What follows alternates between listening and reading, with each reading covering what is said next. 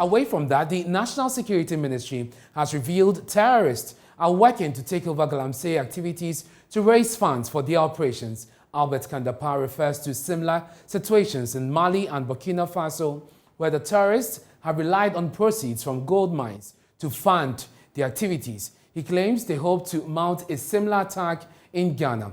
But the minister says his team is working to ensure that activities do not spill over into the country. Here are excerpts of his statement from the Information Ministry Sunday. In Mali,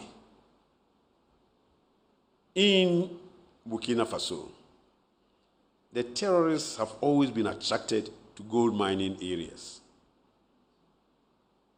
Clearly, they try to make money from gold mining activities to undertake the criminal activities that they do. The criminals, they want to take advantage of Galamsey activities in our country, also to raise money to do what they do in other countries and what they may plan to do in our country. We are aware of this. We're studying it. We believe that we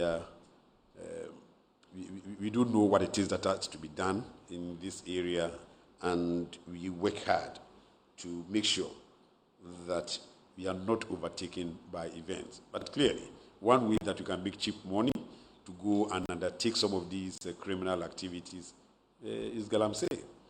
So it's of interest to us.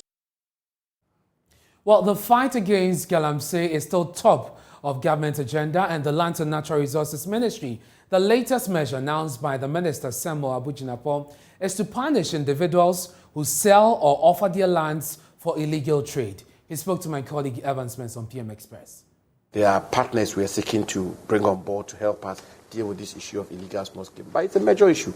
And as you know, we've been trying to battle this matter, and we've put in place a whole host of measures and interventions to be able to get on top of this issue of illegal small-scale mining. We haven't got into a satisfactory situation yet. I think it's important that we admit that. We still have challenges. We still have difficulties out there. We've ramped up our efforts. As you know, the military are now out there forcefully trying to clamp down. You're back in the forest?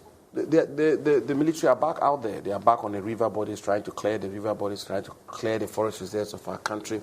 Before I came here to Egypt, I had a very useful, productive, extensive meeting with the Forestry Commission Board and management, and we've come to some major conclusions. There are about 261 forest reserves in our country, Ghana. The idea is to find whatever means to protect these forest reserves from attack from illegal small-scale mining. So yes, there are difficulties, yes, there are challenges, but what I want to say is that we are absolutely committed to dealing with this HO canker of illegal small-scale mining. There are some new measures we are intending to bring on board. For example, we've begun examining or interrogating the possibility of going to Parliament to seek legislative intervention, which will say that anybody who was to give out land, any stool, skin, family, clan, or individual who gives out land for purposes of illegal small-scale mining, the state will have the right to confiscate the land. So we've begun the examination of that. We believe that may help. So these are additional measures we intend to roll out. That illegal mining continues to be a major driver of deforestation. And the earlier we clamp down on illegal mining generally, but in forest reserves in particular, the better it will be for the work we are seeking. Let's go to the phone lines now and speak to Dr. Kwesi Bani, Managing Partner for African Center for Conflict Resolution and Security. Dr. Bani, thank you very much for your time here on Joy News Prime. All along, the fight against illegal mining has focused on the environment and the economic consequence. Now we are realizing there's a security threat to it. Is this coming in too late? Excuse me, your line seems to be fluctuating. Can you adjust your system a little bit? Well, if you can hear me, Dr. Bani, I'm just trying to get from you whether it is too late that we are realizing at this time that the fight against illegal mining is not just about the environment or the economic consequence. Is it coming rather too late?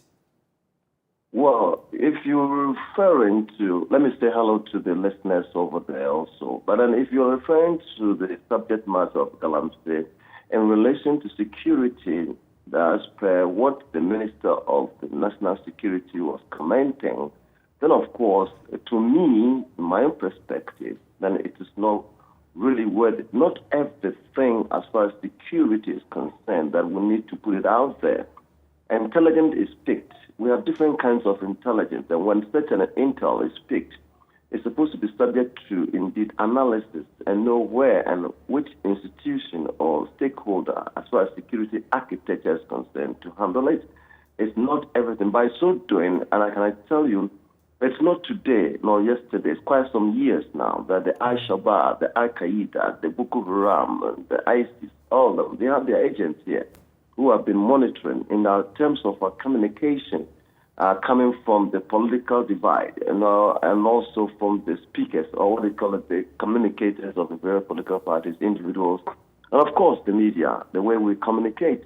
All these are put together by the officials of these very agents here, and it helps them and getting them informed of what's next to do. They wouldn't mind taking 20 years, gather intelligence, and when the day they strike, and that's the disaster. I don't think I've ever heard any kind of terrorists in this world who have really gone to act and failed in their target because they take their time. So Galamsey, actually, one of them is one of the very prone areas. That is true. But then, should it be outside there? That should be an internal subject to be dealt with as far as security agencies is concerned. The Boko Haram or the terrorists are always looking for an avenue. In fact, they need 0.001% space, and what they cause, the disaster they will cause, will be enormous. So it is the duty or the onus lies on our security agents, the aspect of intelligence to be able to handle information and what intelligence that gathered very well, not everything to be put out there. So Minister for National Security was in a haste. I don't know whether he had some advisors around him to put it out there or out of what it is, I don't know. But to me, it's not for the consumption. It should be the consumption of the security and the responsible, that is the NIB, that is National Security and National Investigation Bureau, the police, the army, and so forth, and all these stakeholders to be. And Dr. Bani, now that it's been put out there, does it jeopardize the fight in any way? Well, it somehow, but then all is not lost. But there's a caution that I would try to put across there, that it should be circumspect and very tolerant in when they are putting some matters related to security out there. On this note, even though it's put out there, they should rather fortify themselves and strengthen themselves behind what has been put out there, which is a risk. They should now, beef up their security in the areas there, be awake and alert, and furthermore, going forward, they should not vouch out any kind of information from where is a strategic place for the information of the terrorists. Very well. Thank you very much, Dr. Bani. We are grateful for your time. That's the managing partner of ACOR there, speaking to us, a security analyst. We stay with the issue of illegal mining. The Chief Executive Officer of the Minerals Commission, Martin Kwekueyisi, says the outlawed illegal small-scale mining enterprise cannot be defeated overnight. Mr. Isi says most of the illegal miners operate in the hard-to-reach areas. That makes it near impossible for law enforcers to effect any arrest. Speaking at an ongoing workshop on artisanal small-scale mining here in Accra, the CEO says the solution to the sustainable small-scale mining sector is to issue license to designated areas. If you ask me, as the head of the regulatory body, what will I mention as number one when it comes to ASM? I'll tell you, getting minerals areas for them to work. If it's a matter of putting them in some of these so-called blockade areas, or what we call areas designated for small-scale mining, I'll look into the face of my minister, he knows, and tell him, and I've told him before, Minister, will have solved small-scale mining in Ghana, will have solved all these issues. Because we have blocked out several thousands of small-scale, several thousand square kilometers for small-scale mining.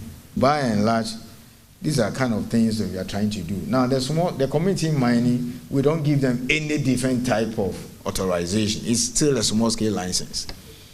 The fundamental difference is that as much as possible, we try to encourage many of the people to do it in the community. And you don't need to come from the community to apply. Chiefs can lead it, or even a group of sponsors can come go and talk to the community. What is important is that you employ a lot of people from the community. Like the one we did on Friday, which was launched by the minister, we are targeting anything between 1,000 and 2,000 people to be employed. So we hope that once we do this thing properly, very well, we'll be in a position to improve the situation. Anybody who tells you that Galamsey can end overnight is deceiving you, because it is not an easy thing. Some of the areas are even inaccessible, if you know very well. Vehicles can't even go there. They walk and go deep inside the forest or inside the bush to go and do the illegal mining. So it will take some time to get a full grips on the issue. Speaking at the same workshop, the Lands and Natural Resources Minister Samuel Jinapor says government is fully aware of the complexities and the recalcitrant nature of the cartel involved in illegal small-scale mining. However, he reiterated the administration's commitment to sanitize the sector. Lately, we have had to adopt more stringent measures, including the declaration of river bodies as red zones for mining, the ban on recognizance, prospecting, and/or exploration in forest reserves, the launch of Operation Hall 2 to rid our river bodies and forest reserves of illegal mining activities, the introduction of speed boats and river guards to patrol and protect our river bodies, ban on the manufacture, sale, and/or use of floating platforms known as champagne, which are used in the pollution of the river bodies, and the enhancement of the punishment regime for persons involved in illegal mining. While taking these preventive measures, in partnership with the Ghana National Association of Small-Scale Miners, we launched the Responsible Small-Scale Miners Award Scheme to recognize and reward small-scale miners who are committed to responsible and sustainable mining practices.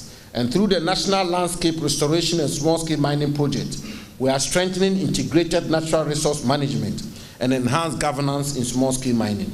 Ladies and gentlemen, these measures undoubtedly have yielded some results. However, we still have more to do to come to grips with this canker of illegal small-scale mining.